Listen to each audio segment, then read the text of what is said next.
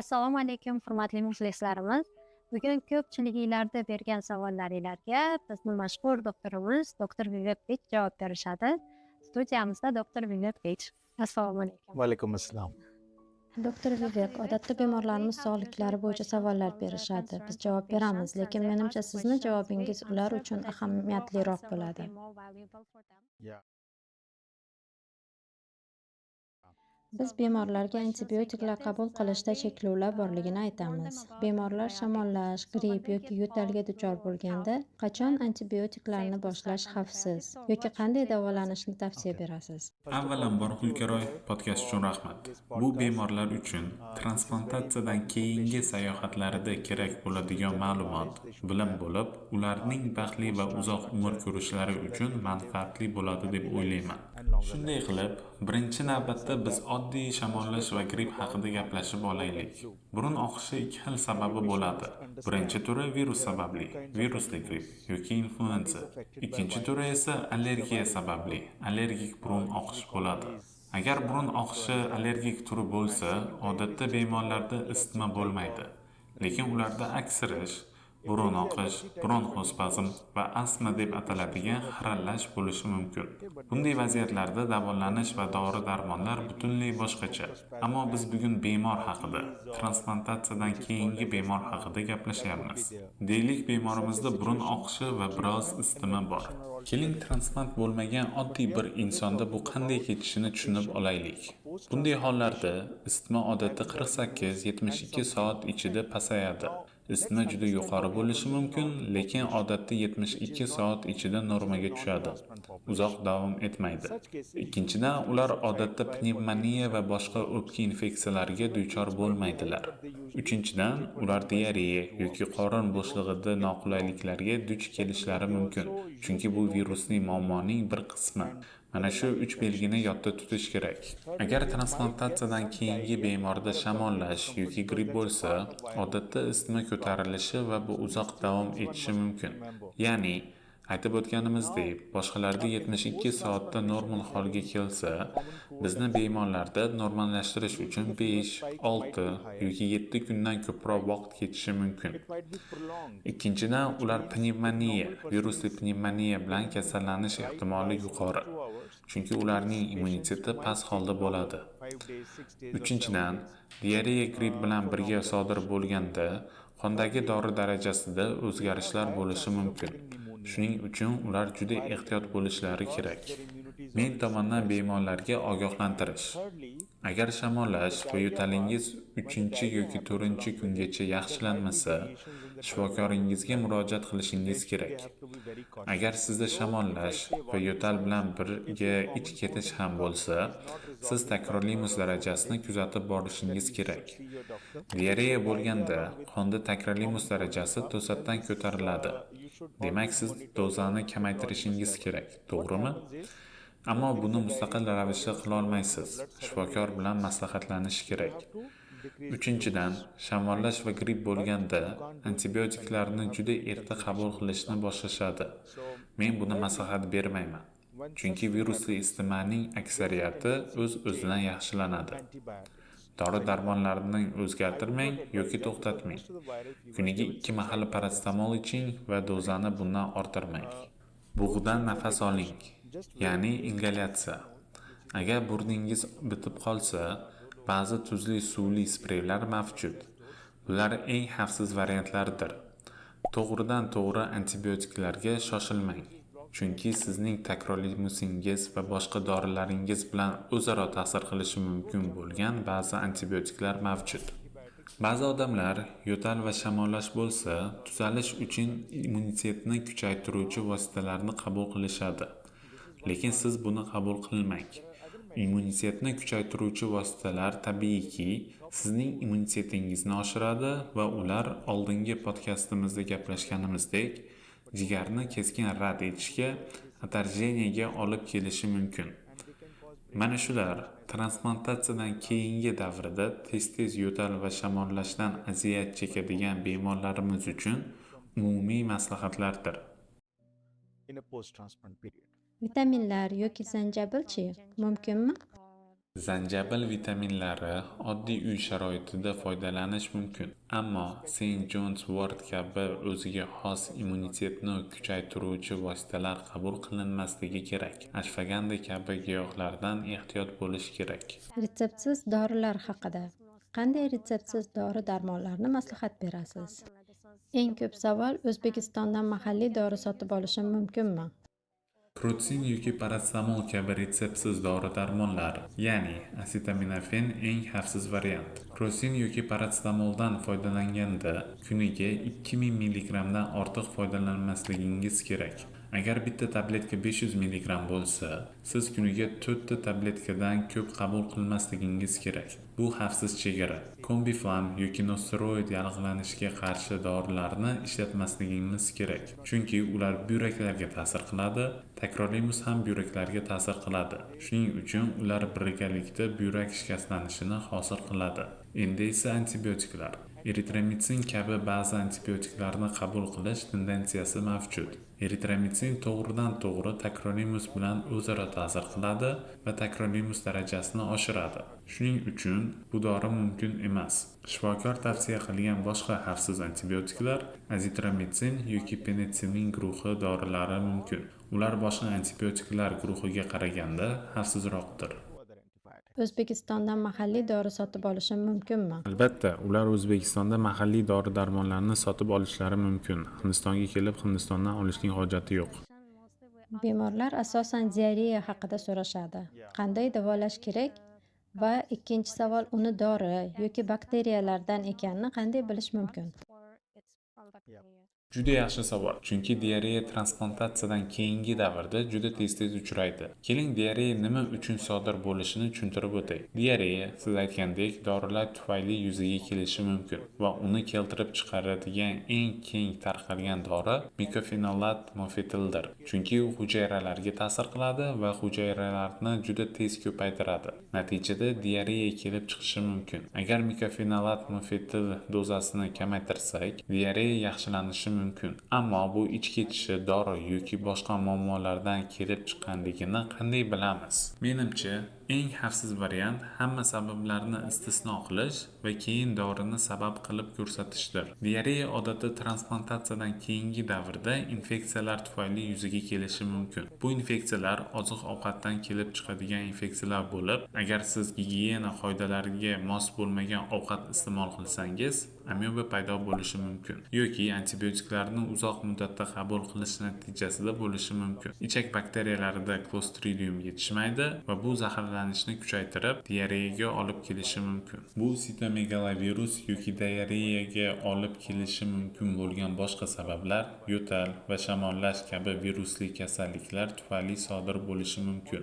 6 soat ichida oziq-ovqat tarkibidagi ba'zi toksinlar tufayli ham sodir bo'lishi mumkin. Diareya juda keng tarqalgan. Agar diareya bo'lsa, uni qanday davolash kerakligini har bir bemor bilish kerak. Birinchi navbatda og'iz orqali regidron eritmasini ichish va tanani suvsizlanishdan saqlab qolishdir. Bu siz qila oladigan eng muhim qadam. Shakarli sirop yoki tuzli eritmani o'zini qabul qilmang, chunki shakar regidronsiz yolg'iz qabul qilinganda diareyani keltirib chiqarishi mumkin. Esda tuting, regidron juda muhim. Suvsizlanishdan saqlanish kerak. Agar siz yetarli suv icha olmasangiz, buyraklaringizga ta'sir qilmasligi uchun shifoxonaga borishingiz va vena orqali eritmalar olish kerak. Birinchi vazifa buyraklaringizni suvsizlanishdan saqlab qolishdir. Ikkinchidan, diareyalarning aksariyati virusli diareya bo'lsa, ular 3-4 kun ichida o'z-o'zidan yo'qoladi.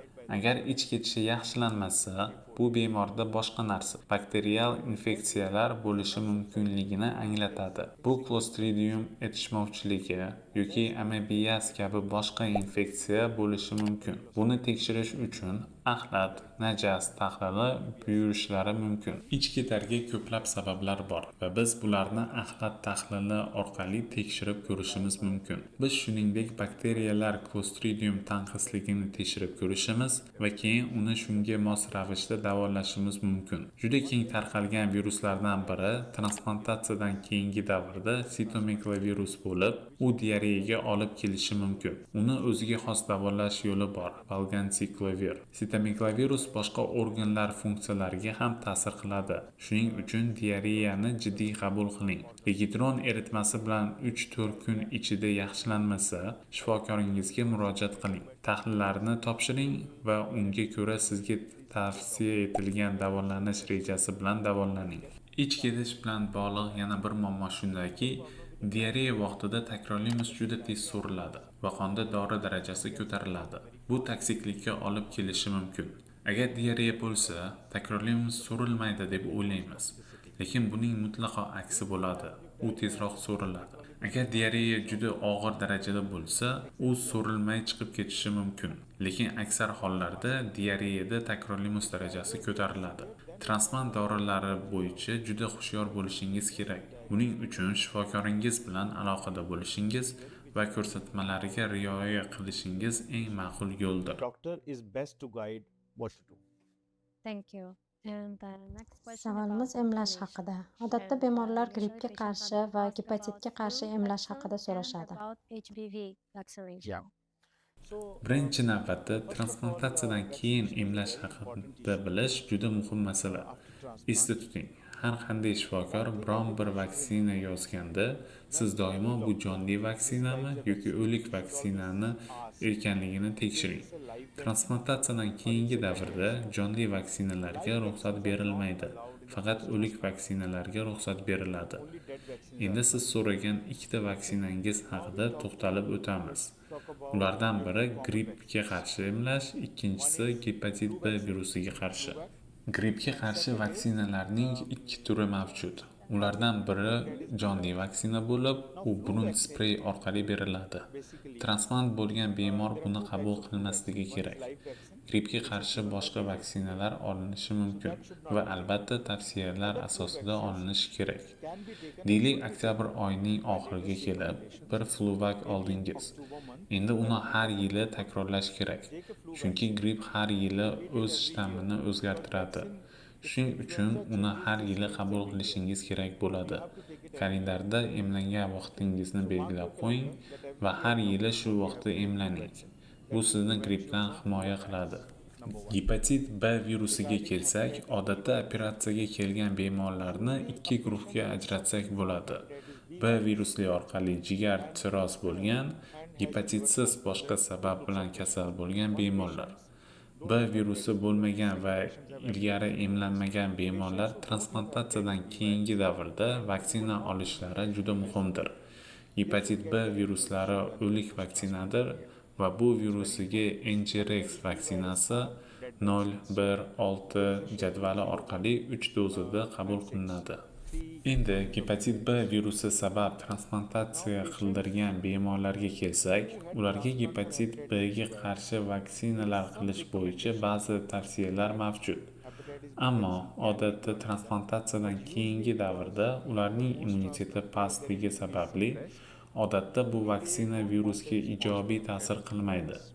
Gepatit B virusi bor bemorlarning ba'zilariga klinik holatlar borki, emlash mumkin, lekin bu holatda ham emlash majburiy hisoblanmaydi. Chunki bu bemorlarda gepatit B ga qarshi ko'r tanachalar mavjud. Esda tutish kerak bo'lgan detal. Agar bemorda transplantgacha gepatit B virusi bo'lmagan bo'lsa, ular albatta emlanishi zarur. Okay, thank you. Ba'zi bemorlarda operatsiyadan keyin qand miqdori yuqori bo'ladi. Bu jigar transplantatsiyasi bilan bog'liqmi? Qand darajasi diabet dastlabki 3-6 oylik davrda ko'tarilishi mumkin, chunki bemor steroidlar qabul qiladi.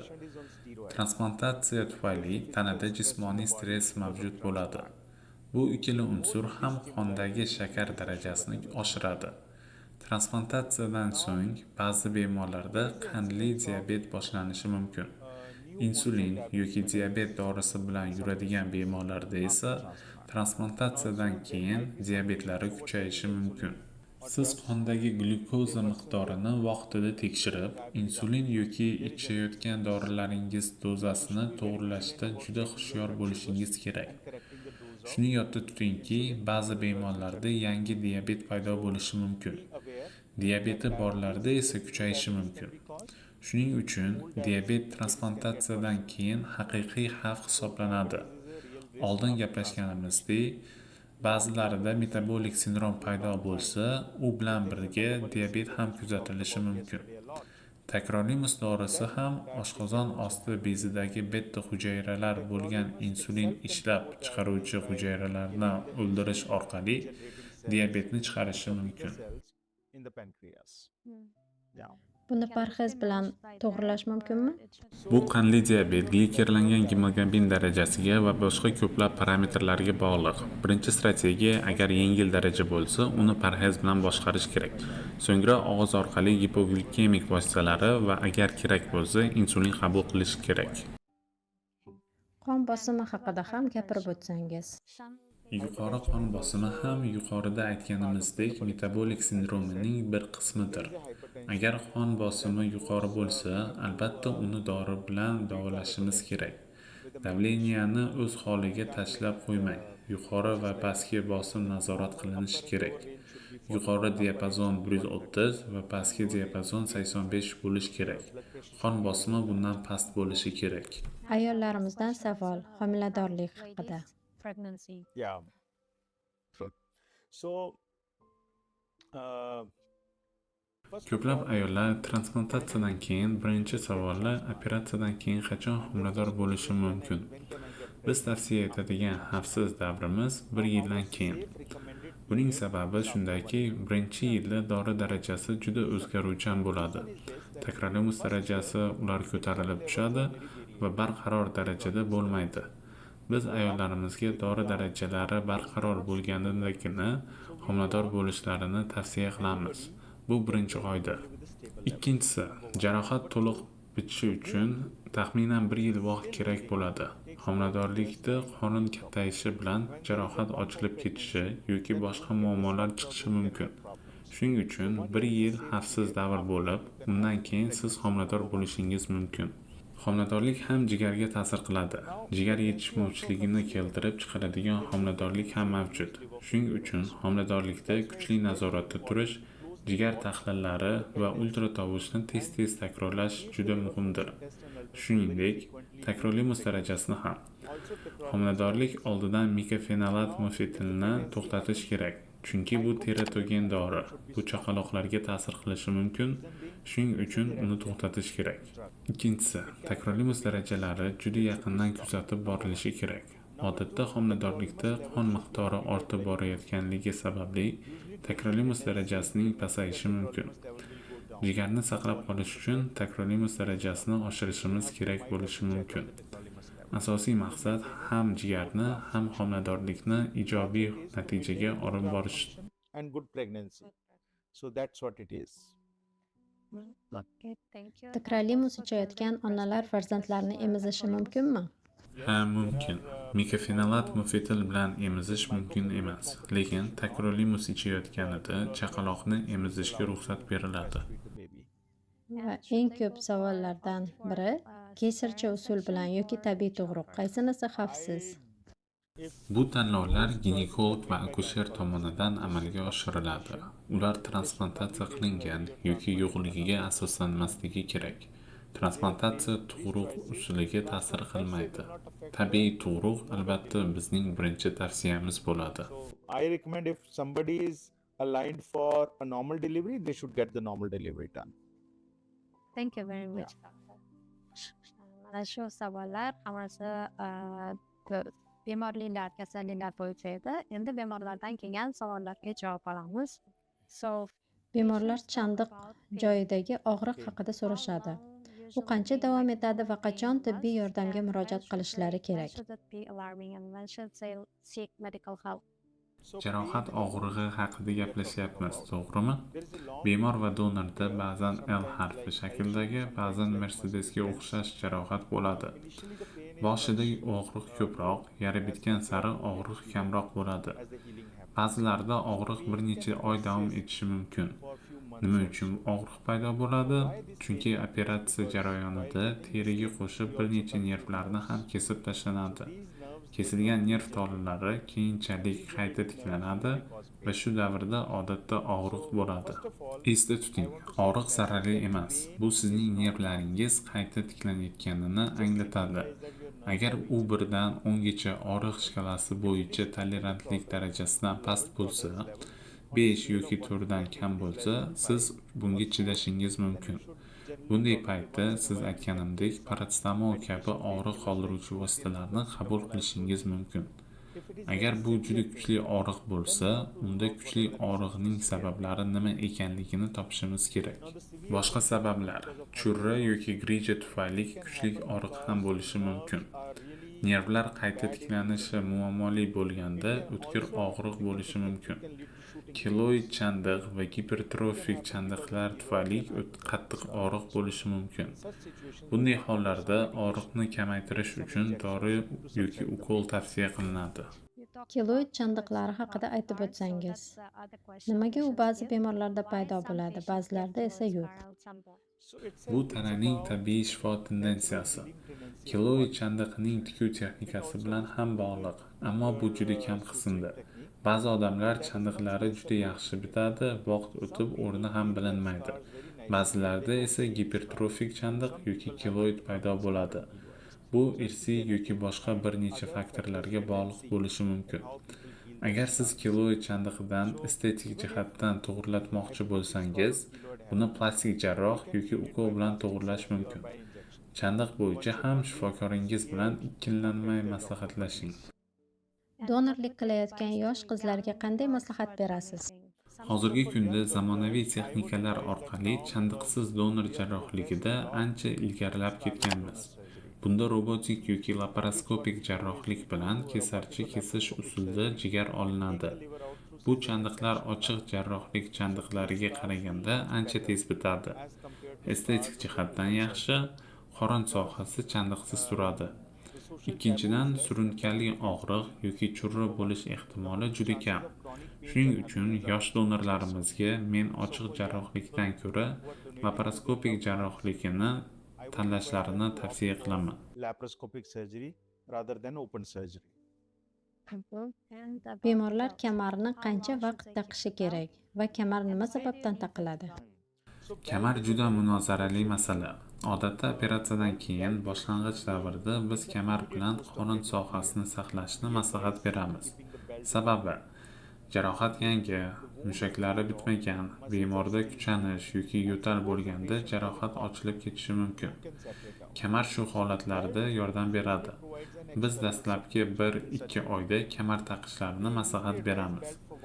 Jarohat bitgandan keyin kamar taqish tavsiya qilmaymiz. Nima uchun? Chunki bu mushaklarni dangasa qiladi va kuchsiz qilib qo'yadi. Yurganda, zinadan ko'tarilganda bemorlar o'z mushaklaridan foydalanishi kerak. Kamar faqat qattiq yo'talganda vaqtincha taqishlari mumkin. Otherwise there is no need to apply belt. Biz bemorlarga 6 oy taqishni maslahat beramiz. Demak, biz noto'g'ri maslahat beryapmiz ekan. 6 oy taqish shart emas.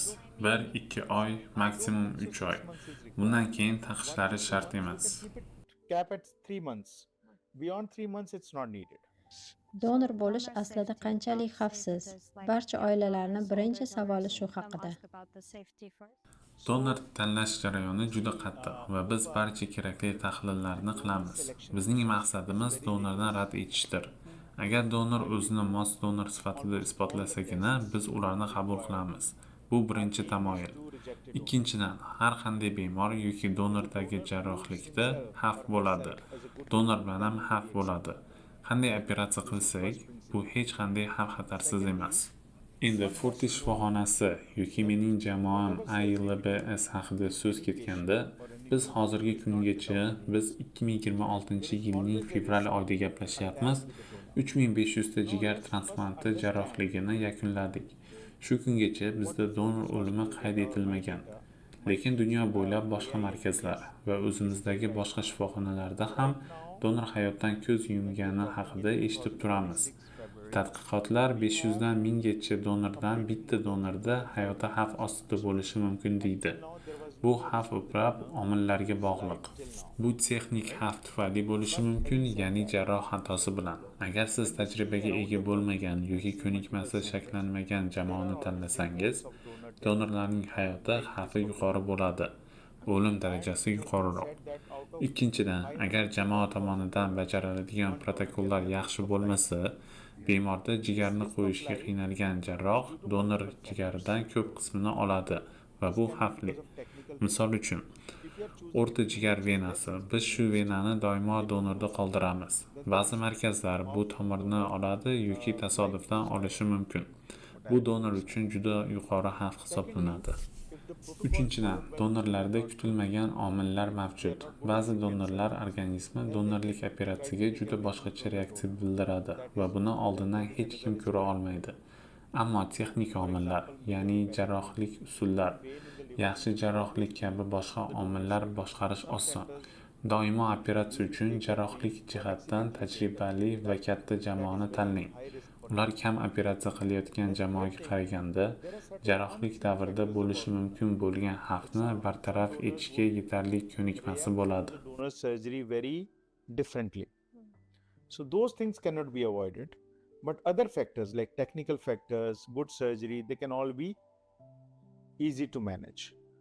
Go to your good team who is surgically good, it's a big team without any stress, then we can assure you that the donor outcomes will be much better as compared to teams who are not doing that regularly.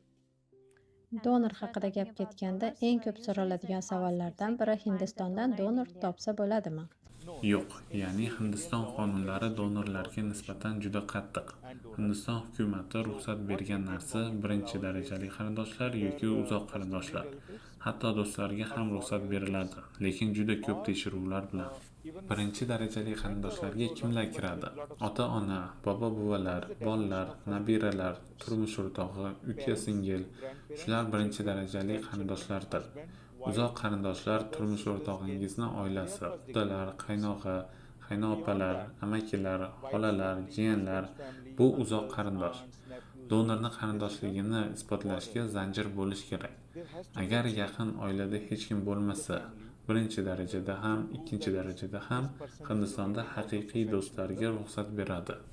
Ya'ni siz mahallada yashayapsiz, qo'shningiz sizga juda yaqin va siz ularni ko'p yildan buyon bilasiz. Oilangizda turli sabablar bilan donor chiqmadi. Oxirgi variant sifatida qo'shningiz donor bo'la oladi. Lekin komitetda buni isbotlash uchun barcha hujjatlarni, uzoqdan beri birga ekaningizni isbotlovchi rasmlar, hujjatlar va moddiy manfaat yo'qligini isbotlash zarur. Shundan keyingina komissiya buni tasdiqlaydi. And these are the pictures. This is the financial status. Only then the committee approves that. Okay. Yoshi katta donorlar haqida nima uchun 50 yoshdan katta donorlarni qabul qilmaysizlar? Yoshi katta donorda xavf darajasi, ya'ni o'lim darajasi yuqori. Biz donorlik yoshini 55 yoshgacha olishimiz mumkin, lekin undan katta yoshni emas. Yosh bolalarga donorlar 60 yoshgacha berishi mumkin. Yoshingiz o'tgan sari jigarning regenerativ qobiliyati pasayadi. Jigar ham qariydi, u ham yomonlashadi. Bundan tashqari, donorning hayoti xavfi yuqori bo'ladi. Yoshroq donorda xavfi ancha past bo'ladi. Jigar sifati yaxshiroq va bu jigar bilan bemor ancha yaxshi yashaydi. Donorlar 18 yoshdan organini bera oladi, chunki Hindistonda bu qonuniy voyaga yetish yoshi hisoblanadi. Quality is much better and patient survives much better after that. Well, 18 is the minimum age in India because that's the legal age to donate. well, Demak, bemorlarga foydasi yaxshiroq. Bemorlar operatsiyadan keyin qancha yuk ko'tarishi mumkin? So- Donormi yoki bemormi? For donor or for patient? Ikkalasi ham. So for Biz 6 oygacha og'ir yuklarni ko'tarishni maslahat bermaymiz. Shundan so'ng ular o'z imkoniyatlariga qarab 15-20 kilodan 25 kilogacha ko'tarishi mumkin. Men odatda yelka va ko'krak mashqlari haqida gapiraman. Agar bodybuilder bo'lsangiz yoki sportchi, 1 yildan so'ng professional hayotni davom ettirishlari mumkin. around 20-25 kgs is good enough. But if they are bodybuilders, after 1 year, they can resume their professional life and do whatever they want to. Ishga chiqish bo'yicha qachon bemorlar ishga chiqa oladi? Qachon ularga qulay bo'lsa, donor operatsiyadan keyin 1 oyda ishni davom ettirishi mumkin. Bemor esa 6 oydan keyin. 3 oydan 6 oygacha ular o'zlarini ehtiyot qilishlari kerak. jismoniy faol turishi, dorini kerakli dozada ichish va infeksiyalardan ehtiyot bo'lishlari kerak. Bu davr ular uchun juda muhim. Ba'zi bemorlar qon guruhi mos donor topishga qiynaladi. Ularga qanday imkoniyatlar bor? Bir nechta variant bor. Menimcha eng keng tarqalgan variant bu ABO mos kelmaydigan transplantatsiya bo'lib, unda biz mos kelmagan qon guruhlari bilan transplantatsiya qilamiz. Bunday transplantatsiya qildirmoqchi bo'lgan bemorlarga bir nechta narsalarni inobatga olishni so'ragan bo'lardim. Birinchidan, muvaffaqiyat darajasi bir xilmi? Qoni mos bo'lmagan bemorlarda muvaffaqiyat darajasi 4-5% ga pasayadi deb aytaman. Chunki jigarni rad etish ehtimoli oshadi. Ikkinchidan, xarajat omili. Xarajat ham oshadi, chunki biz tanani tayyorlashimiz, qabul qiluvchining tanasidan barcha antitanachalarni olib tashlashimiz kerak. Uchinchidan, vaqt masalasi. Biz bemorni ba'zi inyeksiyalarni berishni boshlashga tayyorgarlik ko'ramiz. Keyin tanani antitanalardan tozalaymiz. Odatda transplantatsiyadan oldin qo'shimcha 3-4 hafta ketadi. Bemor transplanti uchun birinchi tibbiy ko'riklardan o'tish, keyin komissiyadan o'tish jarayoni va uchinchisi tanani boshqa qon guruhiga moslash muolajasi.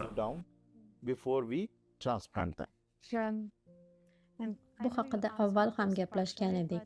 Bemorlar giyohlar va tabobat vositalari haqida so'rashadi. Bemorlarga giyohlar mumkinmi? Eng muhimi ekstraktlarni ichmaslik. Har qanday ekstraktlar, tomchilar, ko'k choy ekstraktlari juda konsentratsiyalangan. Ularda juda ko'p ketatsin bor. Ular sizning jigaringizga bevosita zarar yetkazishi mumkin. Iltimos, ularni qabul qilmang. Oddiy uyda qaynatilgan choy, qora choy yoki ko'k choy jigar uchun kuniga 3-4 chashka yetarli. Konsentrlangan ekstraktlarni qabul qilsam, jigaringiz yaxshilanadi deb o'ylamang. Aksincha, u shikastlanishi mumkin. Rastaropsha, romashka kabilar mumkinmi? Bular yaxshi va jigar uchun foydalidir. Men buni odatda tavsiya qilaman, lekin ortiqcha ichmaslik kerak. Ko'pchilik ayollarimiz bemor turmush o'rtoqlarini chekayotgandan shikoyat qilishadi. Chekish o'zi mumkinmi? Demak, biz transplant bo'lgan bemorni chekish haqida gaplashyapmiz, to'g'rimi? Chekish va ichish bu ikkisi ham transplantatsiyadan keyingi davrda asosiy muammolardir. Biz oldin ham bu mavzuda gaplashgandik. Chekish tanamizga nima qilishini tushunib olaylik. Sutning o'zi mingdan ortiq kimyoviy moddalarni o'z ichiga oladi. Ular nafaqat o'pkamizga ta'sir qiladi, balki bu kimyoviy moddalar tanada qon orqali so'rilib, tanada aylanadi. Bu kimyoviy moddalar ikki xil zarar keltiradi. Birinchi o'rinda ular kanserogenlardir. Transplantdan keyin bemorlarda jigar saratoni, yo'g'on ichak saratoni, o'pka saratoni yoki teri saratoni kabi saratonni rivojlantirishi mumkin. Ikkinchidan, ular tanadagi yallig'lanishni, shishishni kuchaytiradi. Bu shish jigarga ham ta'sir qilishi mumkin. Jigar ishib ketgandan so'ng butun immunitet regulyatsiyasi, sizning barqaror jigar funksiyasi buziladi va sizda rad etish, atarchiniya ehtimoli oshadi. Shuning uchun chekishni butunlay tashlash kerak. Agar siz chekishga butunlay qaram bo'lsangiz, shifokorlarga murojaat qiling va sekin tashlash yo'llarini qiling. Chekkan odamlar ba'zida ichadi ham. Bu kattaroq muammo. Ikkita xavf soluvchi omil. Siz bu bilan sizga hayotini xavfga qo'yib jigar bergan donorni haqorat qildingiz deb bilaman. Barcha transplant bo'lgan bemorlarga gapim. Chekish va spirtli ichimliklardan uzoqroq yuring. To make you live for longer life. So my request to everybody is to keep away from smoking as well as alcohol in the post-transplant period. And one very unusual question from Bemorlarning biridan g'ayrioddiy savol. Doktor Vivek yoshi katta bo'lganda o'rniga kim operatsiya qiladi? Yana boshqa doktor Vivek bo'ladimi deb so'radi. Dr. Vivek. Ha, albatta. Hammasi nazoratim ostida. Shifokorlarni o'qityapman, o'zim uchun izdoshlar tayyorlayapman. Men kabi, mendan ham yaxshiroq jarrohlar bo'ladi. Kelajak avlodlar bo'lajak bemorlarga yordam berishi uchun shogirdlar tayyorlashda shaxsan o'zim o'z zimmamga olganman. Personally take care of this so that future generations, future patients don't get affected. Rahmat doktor, doimo sog' bo'ling. Vaqtingizni ayamay shu podkastga yordam berayotganingizdan xursandmiz. Helping our nation, so many patients. God bless. May God bless you. Thank you. Ana ko'p savollaringlarga javob oldik. Agar yana savollaringiz bo'lsa, kommentariyalarda yozinglar va biz keyingi podkastlarimizda ularni albatta inobatga olamiz. Xayr, salomat bo'ling.